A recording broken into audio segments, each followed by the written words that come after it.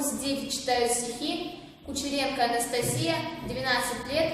Стихотворение Ольги Бергольц «Я говорю с тобой под свист снарядов». Я говорю с тобой под свист снарядов. Угрюмым заревом озарена. Я говорю с тобой из Ленинграда. Страна моя, печальная страна. Кронштадтский злой, неукротимый ветер в мое лицо закинутое бьет. В бомбоубежищах уснули дети. Ночная стража встала у ворот.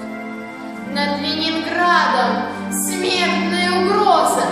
Бессонные ночи, тяжек день любой. Но мы забыли, что такое слезы, что называлось страхом и мольбой. Я говорю, нас, граждан Ленинграда, не поколеблет грохот канонад. И если завтра будут баррикады, мы не покинем наших баррикад. И женщины с бойцами встанут рядом, и дети их патроны поднесут, и надо всеми нами зацветут старинные знамена Петрограда.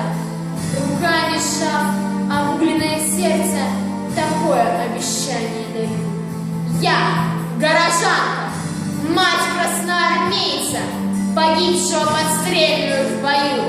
Мы будем драться с бессоветной силой.